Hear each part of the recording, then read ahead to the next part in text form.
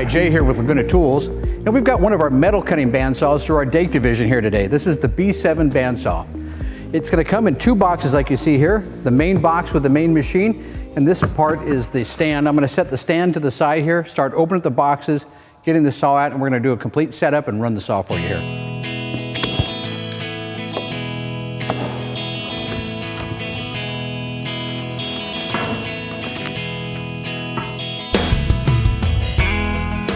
I've laid out the panels for the base cabinet here.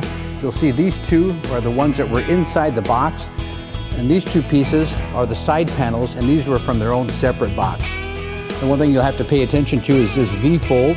The V, the point of the V is going to point toward the inside of the cabinet. So that'll be one side, and the other side will be in this position. Yellow goes in the front, the dark panel goes in the back. You'll find the bolts in the hardware kit. You use a carriage bolt, and the carriage bolt will slide right through the square hole of the panel. And then I'll put the side panels on there. It's a 13mm socket.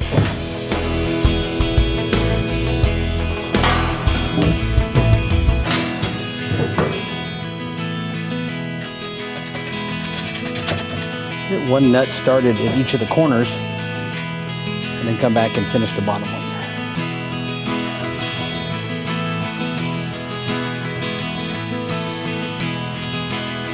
As you tighten these panels down, just make sure that they're flush.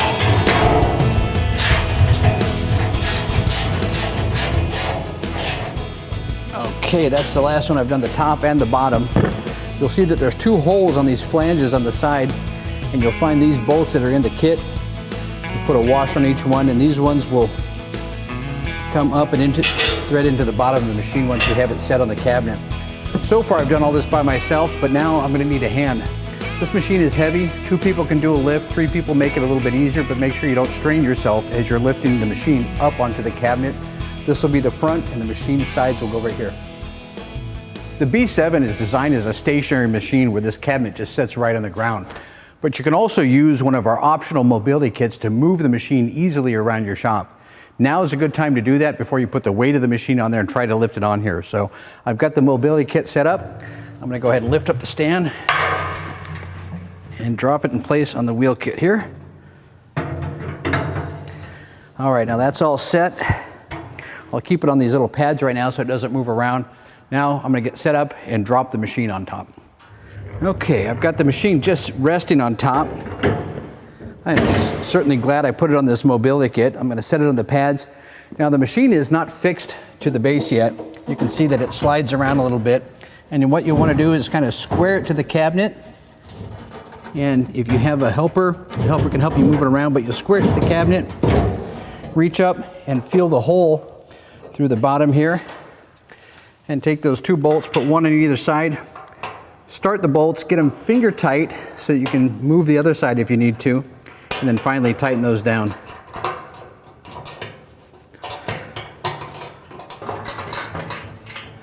Okay, with these bolts started and finger tight, now I can scoot the machine over and just really square it with the cabinet before tightening those down.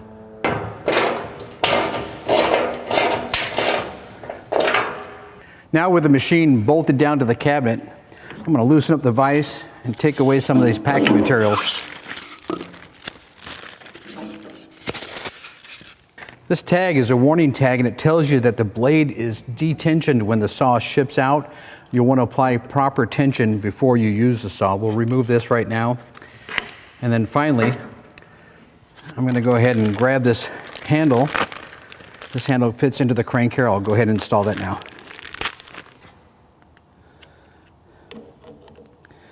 Take a flat-bladed screwdriver and thread this most of the way in, but leave it just a little way out and then tighten this nut. It'll be a 14mm. You can use a 9/16 as well, and that'll let the handle pivot or swivel on the bolt. So there's all the way. Back it off. And then tighten it down.